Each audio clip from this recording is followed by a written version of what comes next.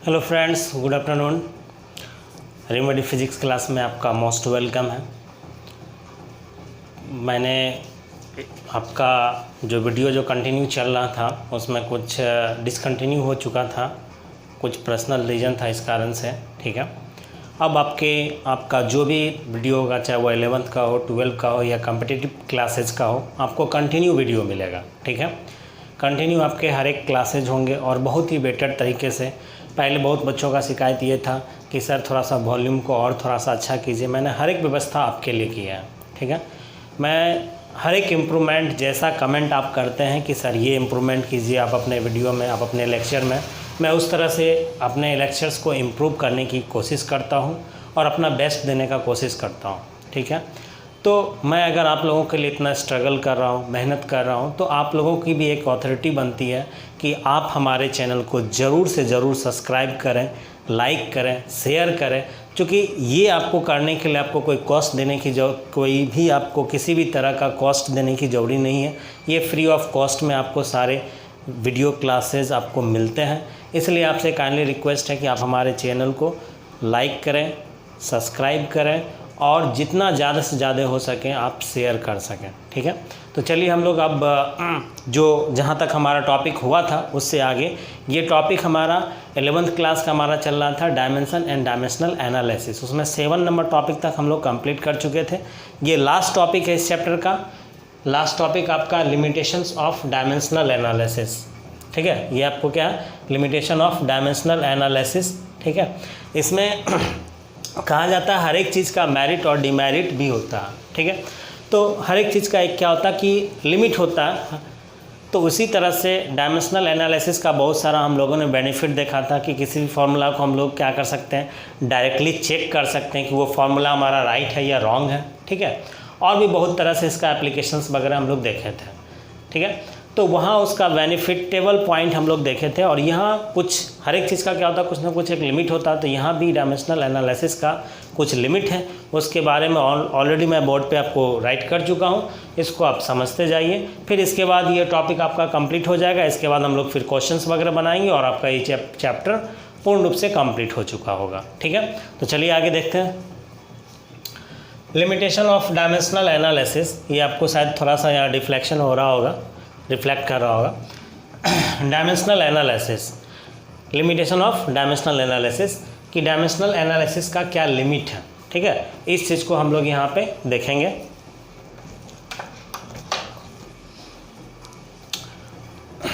तो सबसे पहले इसका लिमिटेशन ये है कि डायमेंशनल एनालिसिस जो हम लोग बात करते हैं, ये आपको dimensional analysis constants occurring in a physical formula cannot be determined by dimensional analysis। जब हम लोग डायमेंशन किसी चीज़ का निकालते हैं, ठीक है, किसी भी फिजिकल क्वांटिटी का जो गिवन फार्मूला दिया रहता है, इक्वेशंस दिया रहता है, उसका अगर हम लोग डायमेंशनल एनालिसिस निकालते हैं, डायमेंशनल फार्मूला निकालते हैं, तो वहाँ पे इस कांस्टेंट को हम लोग क्या करते हैं, हटा देते हैं, कांस्टेंट को नेगलेक्ट करके चलते हैं। लेकिन अगर हम लोग बेसिक फार्मूला की बात करेंगे तो बेसिक फार्मूला में हमारा कांस्टेंट होता है, या फिर जो उसका एक्चुअल फार्मूला होता है उसमें हमारा कांस्टेंट टर्म होता है। फॉर एग्जांपल मैंने यहाँ पे लिख दिया हाफ mv², ये काइनेटिक एनर्जी का फार्मूला है। लेकिन जब डायमेंशनली हम लोग इसको लेके चलते हैं तो सिर्फ इस पार्ट का हम लोग डायमेंशन निकालते हैं, मास और वेलोसिटी का। कांस्टेंट को हम लोग क्या करते हैं, छोड़ के चलते हैं। ठीक है, तो ये इसका एक डिमेरिट है कि अगर हम कांस्टेंट टर्म को लेके अगर कांस्टेंट टर्म को हम नेगलेक्ट करके चलते हैं तो, लेकिन जो रियल जो एक्चुअल उसका फार्मूला होता है उसमें कांस्टेंट टर्म का हमारा यूज होता है। ठीक है, तो इस तरह से इसका ये क्या है कि हम बोल सकते हैं कि ये लिमिटेशन है, या फिर इसका बैकफॉल है कि ये कांस्टेंट टर्म को क्या करता है, कंसीडर नहीं करके चलता है। कौन, तो डायमेंशनल एनालिसिस। ठीक है, ये सारा डिटेलिंग मैं आपको बता चुका हूँ।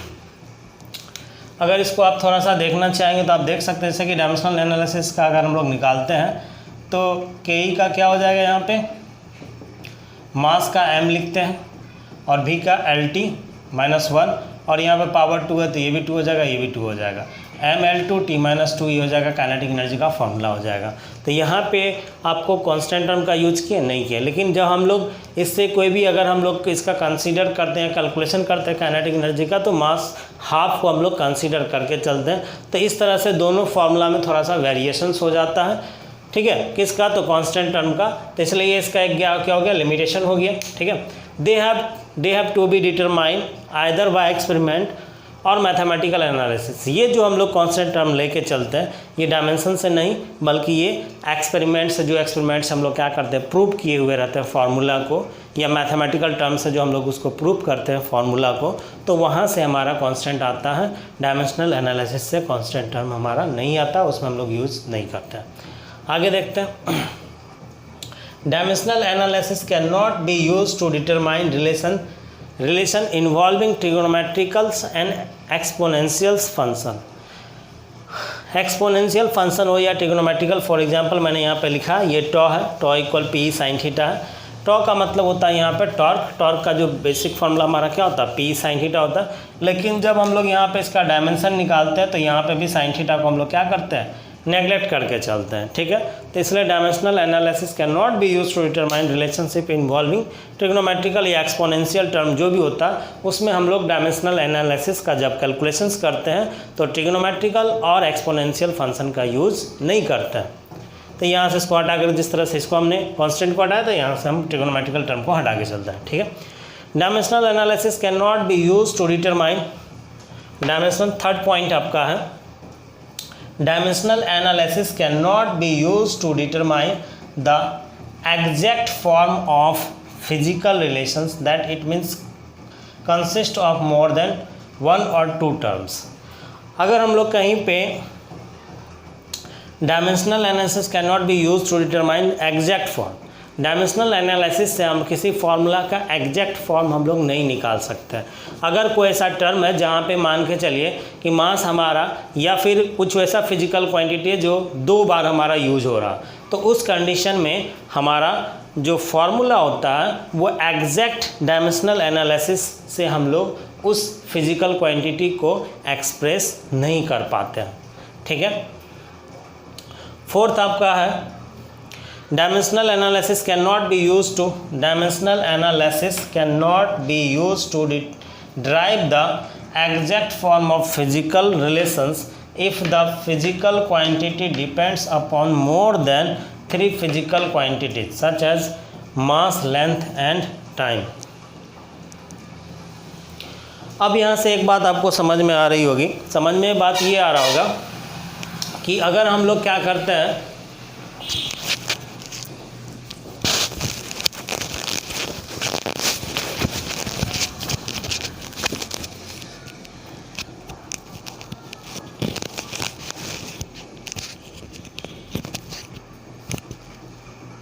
ध्यान से देखेंगे इसको, कि अगर हम लोग क्या करते हैं कि बेसिक फंडामेंटल क्वांटिटी के फॉर्म में हम लोग मास, लेंथ, टाइम को, ये मोस्ट फंडामेंटल बेसिक क्वांटिटी हमारा हुआ करता था, ठीक है।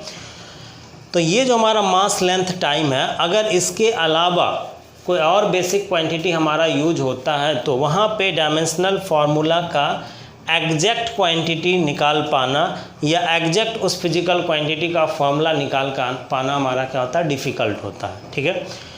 अगर mlt के अलावा अगर हमारा जाता है, जैसे कि इस कंडीशन में अगर आप चार्ज का निकालना चाहेंगे, q बराबर, अगर हम इसका एक एग्जांपल लिखें, q बराबर हमारा क्या होता है, it, q इक्वल क्या होता है, it होता है। अब इस केस में आपको क्या है कि आपको कहीं पे आपको दिखाई दे रहा बेसिक फंडामेंटल क्वांटिटी के फॉर्म में मास, लेंथ और टाइम है, लेकिन हम लोग इसका एग्जैक्ट नहीं निकाल सकते, लेकिन इसको हम लोग क्या कर सकते हैं, ब्रेक करेंगे, करंट को ब्रेक करेंगे, ठीक है।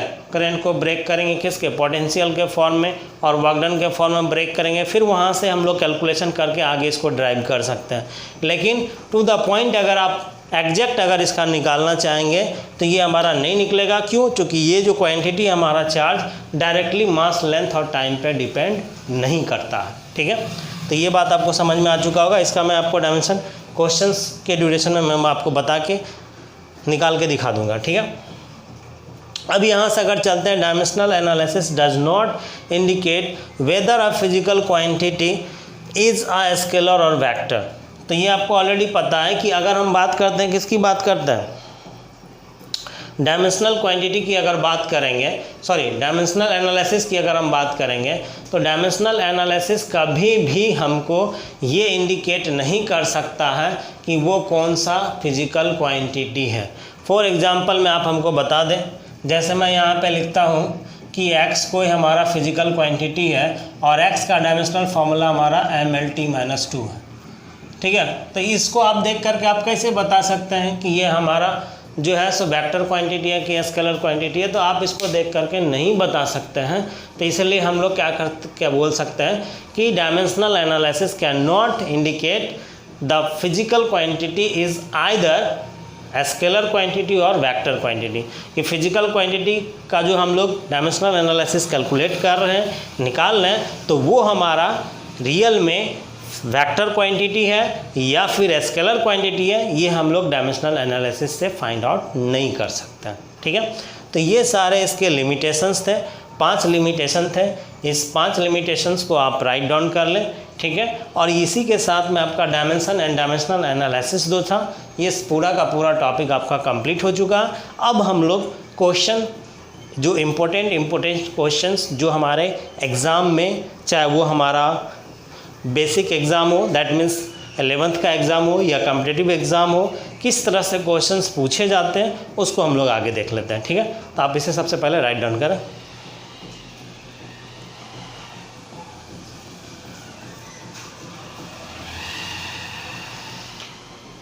चलिए, उम्मीद करते हैं कि आप इसको लिख चुके होंगे, ठीक है। तो अब हम लोग देखते हैं इसके आगे का जो क्वेश्चंस किस तरह से आपको पूछे जाते हैं। तो मैं जब आपको 7 नंबर टॉपिक चल रहा था, तो वहाँ पे मैंने आपको जो भी हमारा ये वीडियो देखे होंगे, लेक्चर्स देखे होंगे, तो उसमें मैंने आपको एक क्वेश्चंस दिया था आपको बनाने के लिए कि आप इसे कंप्लीट करके आएंगे कि नेक्स्ट क्लास में हम इसको डिस्कस करके सॉल्व कर लेंगे, ठीक है। तो उसी क्वेश्चन से हम लोग स्टार्ट करेंगे, ठीक है। और काइंडली रिक्वेस्ट मैं ये करूँगा कि जो भी स्टूडेंट, ठीक है, हमारे लेक्चर्स को देखते हैं, ठीक है, तो वो आप हमारे चैनल पे जा कर के जो प्लेलिस्ट में हमारे जितने भी कंटिन्यू वीडियो हैं जिस चैप्टर्स के, उस कंटिन्यू वीडियो को video 1, video 2, that means lecture 1, lecture 2, lecture 3, इस तरह से कम्प्लीटली स्टार्टिंग से देखेंगे तो आपको पूरा का पूरा आपको समझ में आएगा और बहुत ही अच्छा लगेगा। क्योंकि मैं जो पढ़ाता हूँ आपको एकदम सरल भाषा में, एकदम सिंपल तरीके से आपको समझाता हूँ और हर किसी को समझ में हमारा जो पढ़ाने का तौर तरीका है वो पूरा का पूरा समझ में आएगा, ठीक है। तो आप कंटिन्यू स्टडी करें और मैं आपके लिए ट्राई करूंगा कि कितने बेस्ट तरीके से आपको समझा सकूं, कितने बेस्ट तरीके से आपको एग्जांपल्स दे सकूं और प्रैक्टिकल तौर पे अब कुछ जो क्लासेज होंगे वो हमारे आपको प्रैक्टिकल क्लासेज भी होंगे, तो आप उसे देख करके और आसानी से समझ पाएंगे, ठीक है। तो चलिए हम लोग क्वेश्चंस देखते हैं।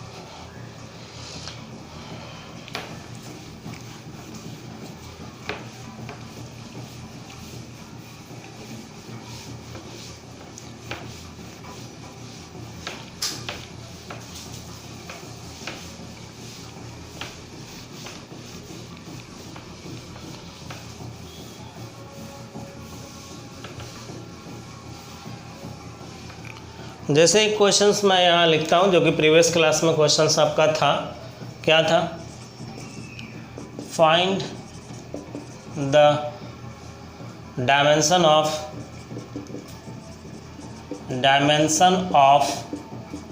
Constant in a given relation, ठीक है। एक रिलेशन आपको दिया हुआ P + A/V² into V - B बराबर RT, और ये जो है आपको किसका इक्वेशन है, तो गैस का इक्वेशंस है, ठीक है। Find the dimension of constant in a given relation of gas, यहाँ पे आप गिवन रिलेशन ऑफ गैस कर दें ताकि आपको ये समझ में आ जाए। Where A and B is the constant and P equal आपको है प्रेशर, ठीक है, और उसके बाद V इक्वल आपको दिया हुआ वॉल्यूम एंड T इक्वल आपको दिया हुआ टेम्परेचर, ठीक है। तो इस तरह से क्वेश्चंस आपको दिए गए होंगे, ठीक है। और यहाँ पे आपसे पूछा जा रहा है कि कांस्टेंट टर्म हमारा यहाँ पे लिख दिया A and B is the constant. इस कांस्टेंट टर्म का हमको क्या करना है कि डायमेंशन निकालना, A एंड B यहाँ पे जो दिया हुआ A एंड B, इसका हमको डायमेंशन निकालना है। तो आप एकदम से शांत माइंड को एकदम रिलैक्स करके आप उस लेक्चर्स को याद कीजिए जिस लेक्चर मैं आपको बताया था कि कोई भी फिजिकल क्वांटिटी हो तो फिजिकल क्वांटिटी को, सेम फिजिकल क्वांटिटी को ही हम लोग क्या कर सकते हैं, ऐड कर सकते हैं और सब्ट्रैक्ट कर सकते हैं, ठीक है। फॉर एग्जांपल्स अगर मैं यहाँ पे प्रेशर, ये फिजिकल क्वांटिटी हमारा प्रेशर है, ठीक है, एक फिजिकल क्वांटिटी है। दूसरा A/V², ये एक अलग फिजिकल क्वांटिटी है। तो अगर दो फिजिकल क्वांटिटी हमारा ऐड किया जा रहा है, क्या किया जा रहा है, ऐड किया जा रहा है आपस में, तो इसका मतलब है कि ये अगर प्रेशर है तो ये भी हमारा, अगर इसमें इस प्रेशर वाले में अगर इस फिजिकल क्वांटिटी को मैं ऐड कर रहा हूँ तो इसका मतलब ये फिजिकल क्वांटिटी भी हमारा क्या होना चाहिए, प्रेशर ही होना चाहिए। मतलब दैट मीन्स कि सेम फिजिकल क्वांटिटी होना चाहिए, तो ही हम दोनों को ऐड कर सकते हैं according to additivity nature of क्या, फिजिकल क्वांटिटी। या डायमेंशन एनालिसिस में हम लोग देखे थे कि एक नेचर था कि डायमेंशनल एनालिसिस किसको फॉलो करेगा, एडिटिव नेचर को हमारा फॉलो करेगा, ठीक है।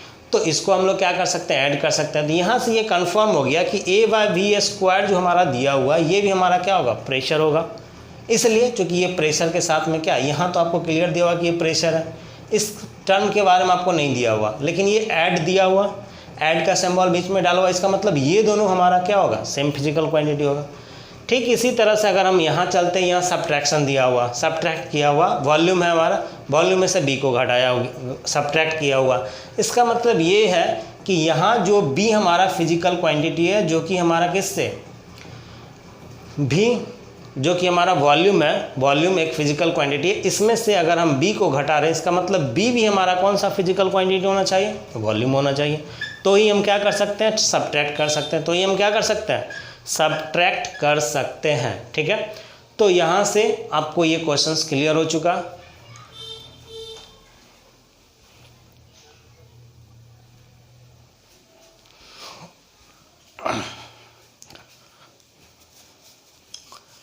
अब इस क्वेश्चंस को देखेंगे हम लोग।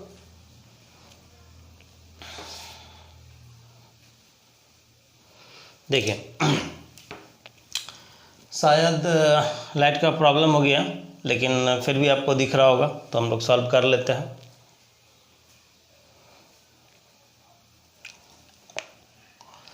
तो सबसे पहले हम लोग क्या करेंगे कि ये दोनों जो हमारा नेचर्स दिया हुआ है,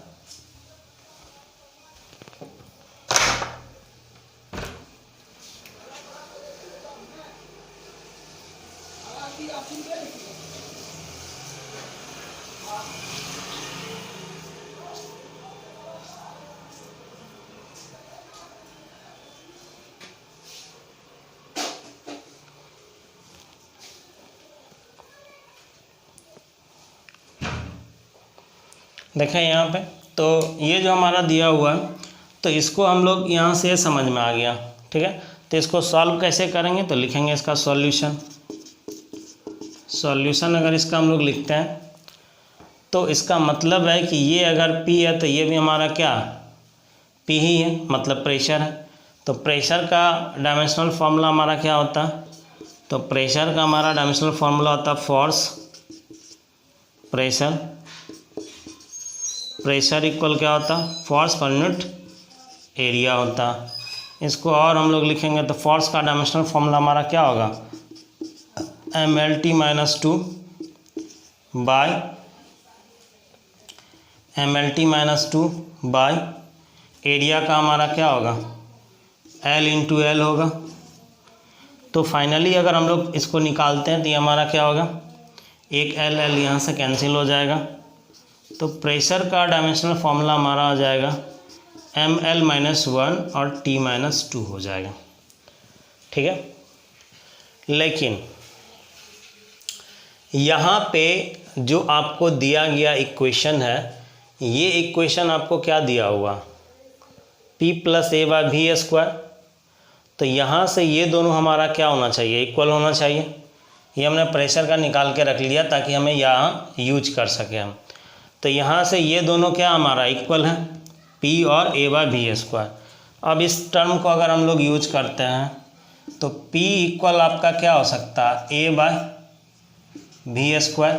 क्या हो सकता है, a/v²। आप बोलोगे आप क्यों, चूँकि दोनों हमारा ऐड किया हुआ था, इसका मतलब ये फिजिकल क्वांटिटी और ये फिजिकल क्वांटिटी दोनों हमारा फिजिकल क्वांटिटी क्या होगा, सेम फिजिकल क्वांटिटी होगा। तो सेम फिजिकल क्वांटिटी होगा, इसलिए हम लोग क्या कर सकते हैं, इसको हम लोग ऐड कर सकते हैं। इसको हम लोग क्या कर सकते हैं, ऐड कर सकते हैं, सॉरी इक्वेट कर सकते हैं। क्योंकि दोनों फिजिकल क्वांटिटी अगर सेम फिजिकल क्वांटिटी है हमारा, तो उस दोनों फिजिकल क्वांटिटी को हम लोग क्या कर सकते हैं, इक्वेट कर सकते हैं। तो मैंने इसे इक्वेट कर दिया। आपको निकालना क्या, फाइंड आउट क्या करना, ए का डायमेंशन। तो जिसका भी हमको डायमेंशन निकालना होगा, जिस भी कांस्टेंट का हमको क्या करना होगा, डायमेंशन निकालना होगा, उसके फॉर्म में हमको फार्मूला जनरेट करना होगा। तो इसको अगर हम लोग लिखना चाहें तो a बराबर क्या लिख सकते हैं, P और v² लिख सकते हैं। अब P यहाँ पे क्या हो गया, प्रेशर, V आपका क्या हो गया, वॉल्यूम। V आपका क्या हो गया, वॉल्यूम। प्रेशर का आप डायमेंशन आप ऑलरेडी निकाल चुके हो, वॉल्यूम का क्या होता है, L क्यू होता है। तो यहाँ से अगर हम लोग लिखना चाहें तो इसको लिख सकते हैं, प्रेशर का डायमेंशनल फॉर्मूला क्या होता है, ml-1 T-2, ml-1 T-2। और वॉल्यूम का क्या होता है आपको, वॉल्यूम का L क्यू होता है और स्क्वायर होती है, कितना पावर हो जाएगा, 6 पावर हो जाएगा। कितना पावर हो जाएगा, 6 पावर हो जाएगा। तो A इक्वल आपको आ गया ml-1 T-2 और ये L पे पावर कितना हो जाएगा, L पे पावर 6। अब ये -1 है और ये 6 है, मल्टीप्लिकेशन में ये घट जाएगा तो कितना हो जाएगा, फाइनल फॉर्मूला ये हमारा क्या हो जाएगा, A इक्वल हो जाएगा हमारा ml5 T-2 हो जाएगा। तो ये फाइनल हमारा क्या हो गया, dimension of A, dimension of A का क्या हो गया, डायमेंशन हो गया। राइट करें आप इसे।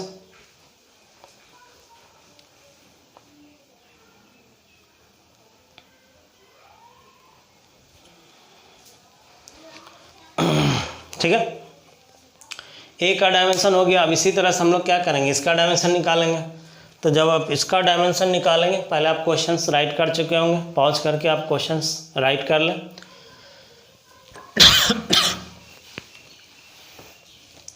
यहाँ से अगर हम क्वेश्चंस निकालेंगे, दैट मीन्स यहाँ से अब B का निकालना, तो B बराबर कितना हो जाएगा, B हो जाएगा। क्यों, क्योंकि ये मैं आपको पहले समझा चुका हूँ कि सेम फिजिकल क्वांटिटी में से ही हम लोग क्या कर सकते हैं, सब्ट्रैक्ट कर सकते हैं या फिर ऐड कर सकते हैं। तो अगर वॉल्यूम में से B घट रहा है, सब्ट्रैक्ट हो रहा है, इसका मतलब B भी हमारा क्या वॉल्यूम है। तो इसलिए B इक्वल हम लोग क्या लिख सकते हैं, B इक्वल V। तो यहाँ से इसको सॉल्व करेंगे तो B का हमारा क्या डायमेंशन क्या हो जाएगा, वॉल्यूम है तो क्या हो जाएगा, L क्यू हो जाएगा। होगी आपका डायमेंशन निकल गया। तो A का डायमेंशन, A जो कांस्टेंट टर्म था हमारा, इसका डायमेंशन कितना हो गया, ml5 T-2 हो गया और B का हमारा क्या हो गया, L क्यू हो गया। ठीक है, तो आप इसे जल्दी से राइट करेंगे।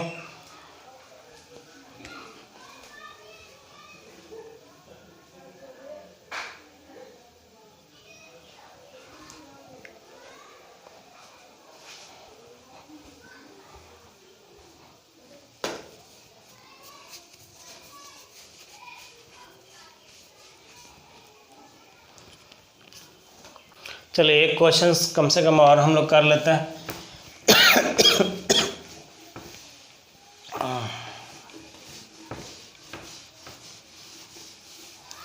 नेक्स्ट क्वेश्चन आपको इस तरह से दिया जाएगा,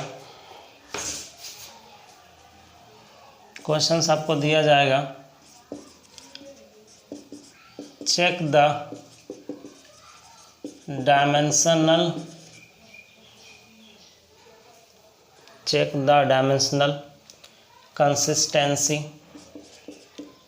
consistency of the flowing relation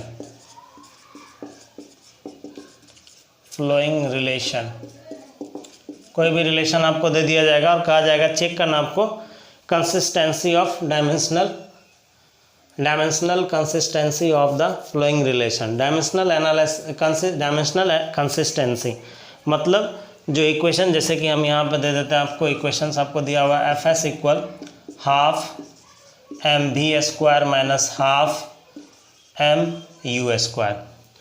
तो ये इक्वेशन हमारा डायमेंशनली सही है या नहीं है, ठीक है, इसी को हमको प्रूव करना। तो प्रूव करने के लिए इस तरह का क्वेश्चंस मैं आपको पहले भी बता चुका हूँ कि इसके लिए हमको क्या करना होगा, एलएचएस साइड में जो हमारा दिया हुआ डायमेंशनल क्वांटिटी है, फिजिकल क्वांटिटी है, इसका हम लोग डायमेंशन निकाल देंगे। ये हमारा क्या एलएचएस में है, तो जो एलएचएस में दिया होगा इसका पहले निकाल लेंगे, फिर इसके बाद इसका हम लोग डायमेंशन निकाल लेंगे आरएचएस का, और दोनों को हम लोग क्या करेंगे, दोनों साइड का, अगर both side LHS equal RHS अगर हमारा हो जाता है, दैट मीन्स LHS में जो डायमेंशनल फॉर्मूला आएगा, डायमेंशनल एनालिसिस आएगा वो, और RHS में जो डायमेंशनल फॉर्मूला आएगा वो, अगर दोनों हमारा इक्वेट हो जाए तो हमारा इक्वेशंस या डायमेंशनल कंसिस्टेंसी हमारा राइट होगा, ठीक है। तो सॉल्यूशन हम लोग करते हैं इसका।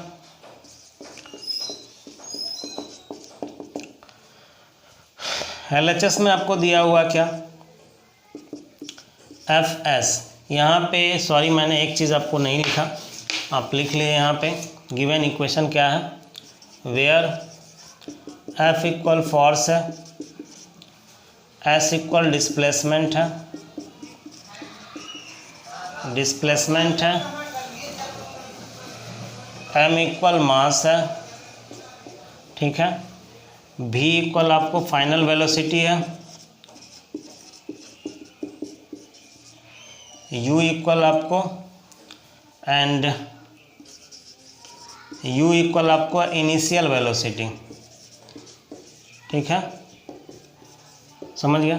तो सारा जो सब फिजिकल क्वांटिटी क्या नहीं है। अब यहाँ से अगर हम सॉल्यूशन इसका निकालते हैं तो सॉल्यूशन में हम लोग क्या करेंगे, LHS FS है, इसका डायमेंशन हम लोग निकालते हैं। तो फोर्स का मैं आपको बता चुका हूँ क्या होता है, MLT-2, और डिस्प्लेसमेंट का क्या होता है, L होता है। तो फाइनली इसका क्या हो गया, ML2T-2, इसका डायमेंशन हो गया LHS में। इसी तरह से हम लोग RHS निकालते हैं। तो RHS में आपको ये टर्म दिया हुआ, RHS बराबर आपको ये टर्म दिया हुआ। तो मैंने आपको पहले भी कहा था, हाफ जो कांस्टेंट टर्म होता है उसका हम लोग डायमेंशन में यूज़ नहीं करते हैं। तो यहाँ से मास का कितना हो जाएगा, M, मास का M होगा, V आपका क्या वॉल्यूम है, वेलोसिटी है, V क्या वेलोसिटी है, तो वेलोसिटी का क्या होता है LT-1, तो इसका कितना हो जाएगा L2T-2 हो जाएगा, फिर माइनस ML2T-2 होगा। तो यहाँ पे आपको लग रहा होगा कि इसको घटा करके हम लोग क्या करेंगे, जीरो कर देंगे, लेकिन बट ऐसा नहीं होता है कि सेम अगर आपको फॉर्मूला आ गया, डायमेंशन आ गया, तो सेम डायमेंशन को अगर हम लोग घटाएं तो घटाने के बाद में हमारा जो वैल्यू होगा वो कभी भी जीरो नहीं होगा। बात समझ में आई, ठीक है। तो यहाँ से सिंपली ये RHS में एक टर्म हमारा होगा, ML2T-2 लेके चलेंगे हम लोग, ठीक है। तो अब यहाँ से अगर देखा जाए तो LHS में ML2T-2, RHS में ML2T-2, तो LHS बराबर क्या हो गया, हैंस LHS इक्वल RHS हो गया। तो गिवन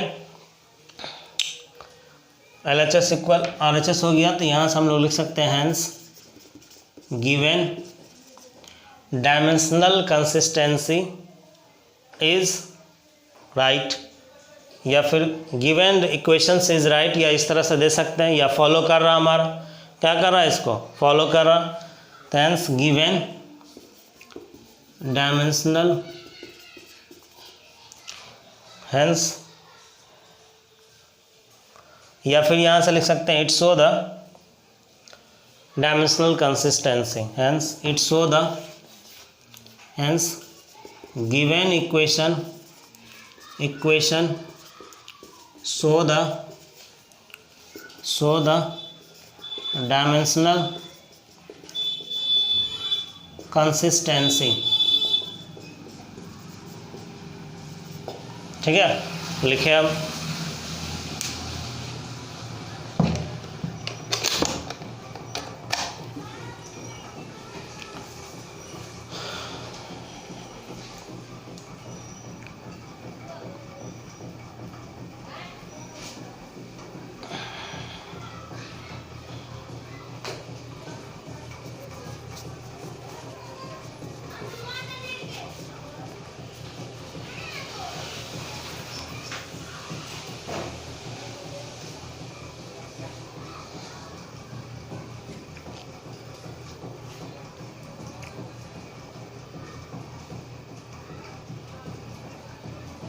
लिख चुके हैं। चलिए एक क्वेश्चन हम लोग और कंप्लीट करते हैं।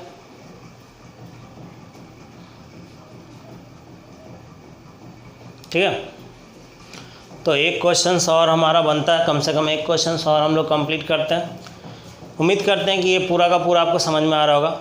इस तरह के जो भी क्वेश्चंस रहेंगे, ठीक है, चाहे वो आपको दिया हो कि गिवन इक्वेशन जो हमारा दिया वो राइट है या रॉन्ग है, या चेक करने के लिए दिया जाएगा डायमेंशनल कंसिस्टेंसी, तो इस तरह से आपको LHS और RHS निकाल करके दोनों साइड का डायमेंशन आप निकाल करके देख ले। अगर दोनों साइड का डायमेंशन अगर हमारा इक्वल हो रहा तो इसका मतलब गिवन कंसिस्टेंसी, डायमेंशनल कंसिस्टेंसी जो है वो हमारा क्या राइट दिया हुआ। ठीक है,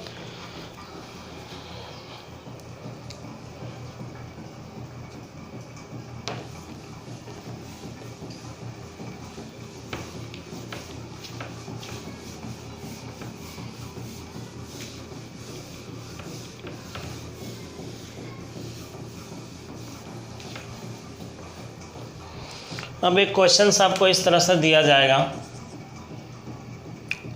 ये आज का तीसरा नंबर क्वेश्चन है। Convert 10 joule into new system of unit, new system of unit where या which have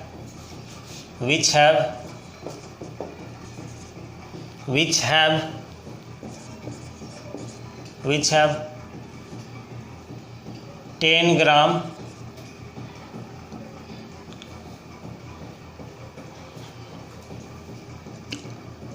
100 सेंटीमीटर, या फिर कुछ भी ले सकते हैं, 10 gram 100 centimetre and 30 second as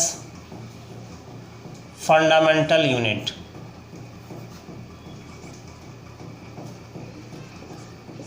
fundamental unit.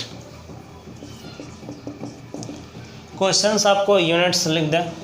Questions आपको पूरा समझ में आ चुका होगा। क्वेश्चन कह रहा है कि आपको 10 जूल को कन्वर्ट करना न्यू सिस्टम ऑफ यूनिट में, जहां बेस यूनिट के फॉर्म में आपको दिया हुआ है। ठीक है, जहाँ पे which have 10 gram 100 centimetre and 30 second as fundamental unit.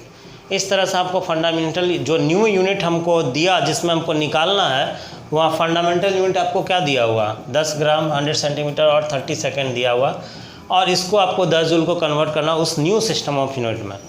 तो इसके लिए मैंने आपको बताया था, जहाँ पे जो कॉन्सेप्ट आपको बताते हैं तो उस समय उसको याद रखने का ट्रिक बताते हैं, तो आप उस ट्रिक को याद रखें। ठीक है, तो इस तरह का जो भी क्वेश्चंस रहेगा, उस क्वेश्चंस को सबसे पहली बात तो आपको ये पता करना होगा, ये जो 10 ग्राम 10 जूल दिया हुआ, तो जूल किसका ऐसा यूनिट होता है, तो जूल होता है वर्क डन का। किसका होता है, वर्क डन का होता है, या फिर एनर्जी का भी ले सकते हैं, लेकिन वर्क डन का ही लीजिए, ज़्यादा बेटर होगा। दोनों का तो सेम फॉर्मेट होता है। तो 10 जूल, तो ये किसका हमारा, वर्क डन का। ठीक है। तो आप उसको पहले इसका हम लोग डायमेंशनल फॉर्मूला निकाल लेंगे, ठीक है। तो अगर इसका हम लोग सॉल्यूशन करते हैं, सॉल्यूशन के साथ समझते जाते हैं।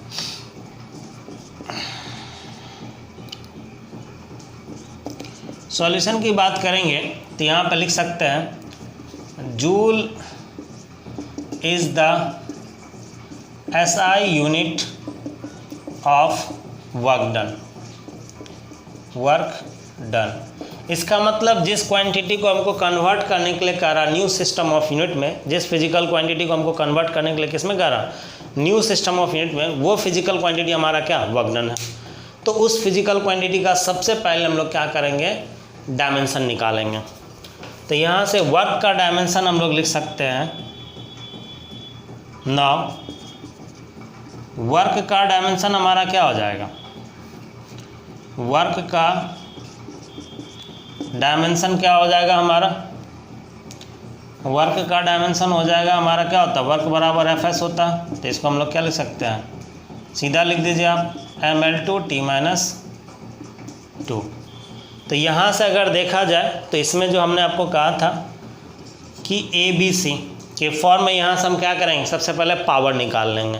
तो यहाँ से पावर निकालते हैं तो A के बदला में यहाँ क्या है, A इसको माने थे, इस पे पावर, तो A = 1, B = यहाँ कितना हो जाएगा 2, और C T पे जो पावर होगा, C यहाँ पे मान C के फॉर्मेट में क्या -2, तो C का पावर कितना हो गया, -2 हो गया।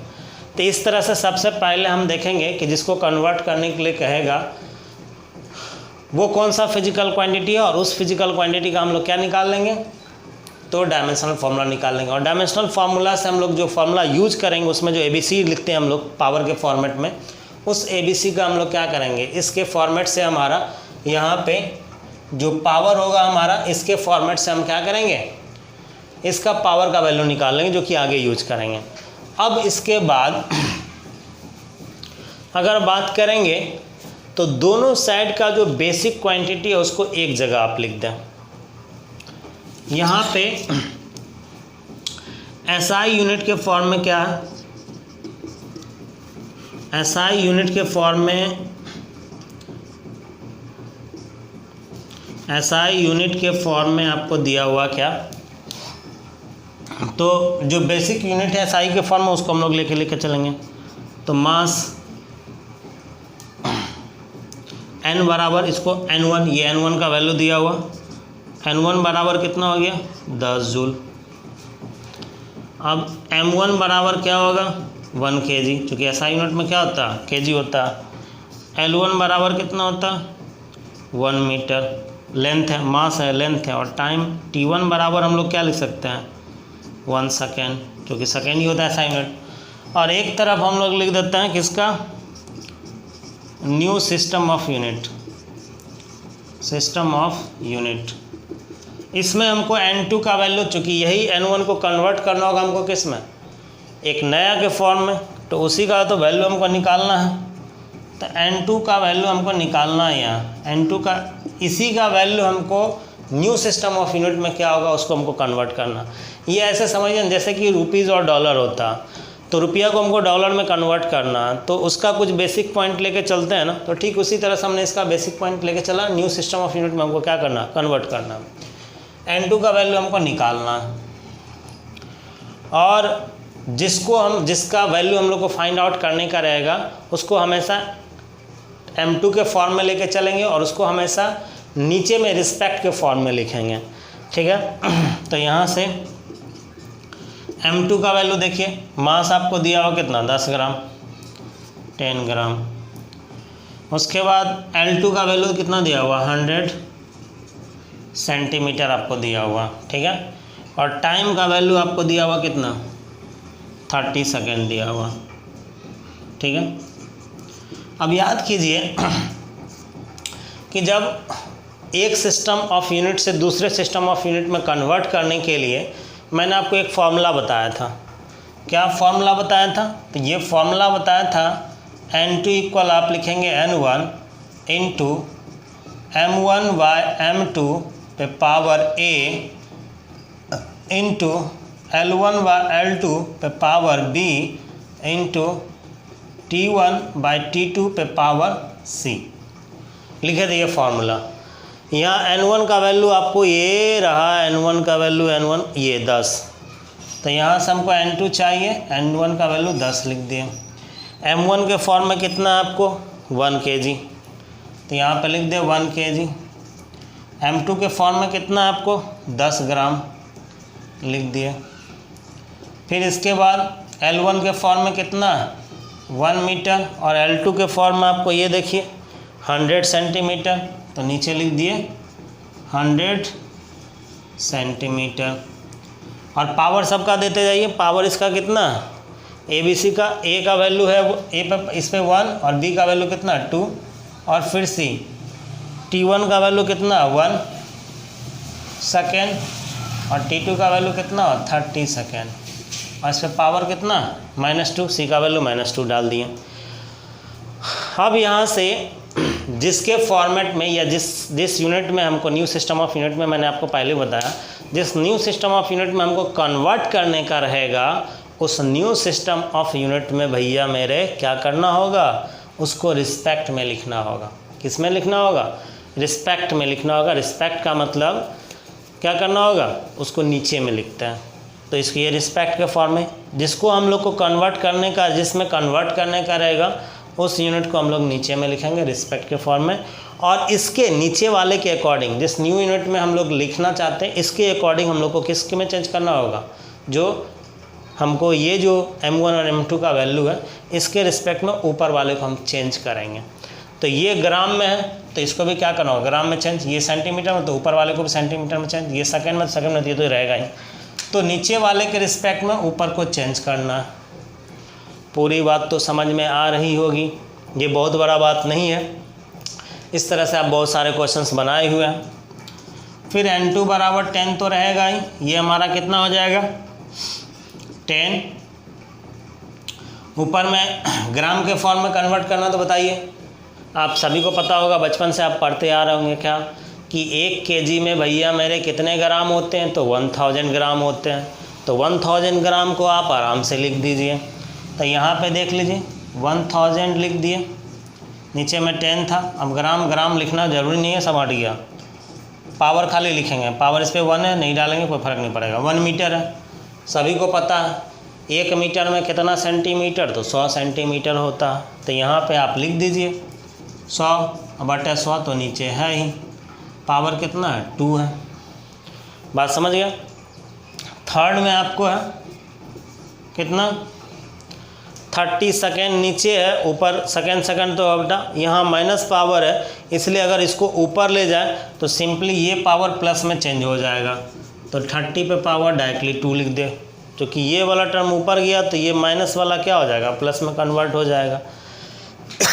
अब इसको कन्वर्ट कीजिए, तो N2 बराबर हम लोग क्या लिख सकते हैं, ये कैंसिल गया, ये पूरा का पूरा कैंसिल हो गया।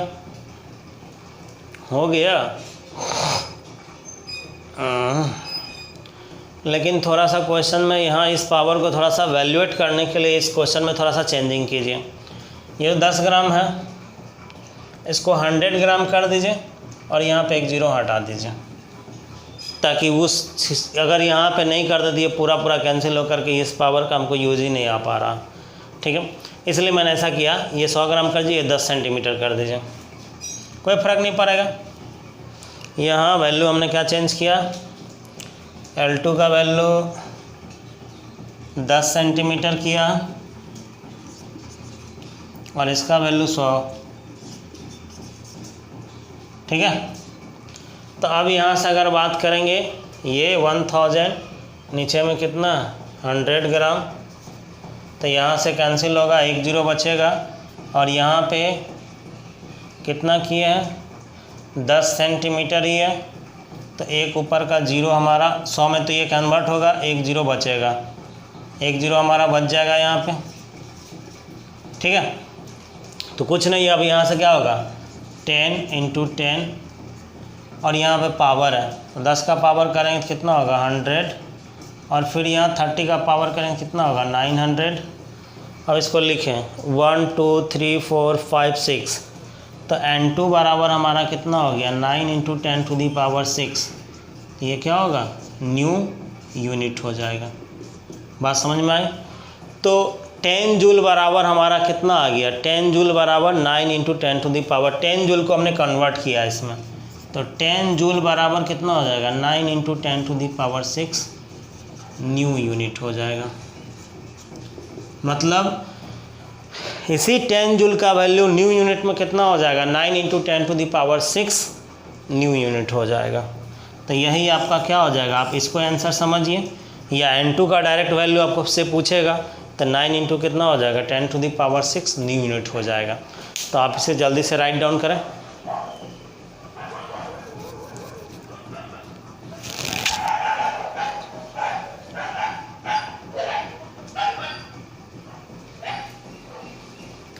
ये तो आपको समझ में आ ही गया होगा।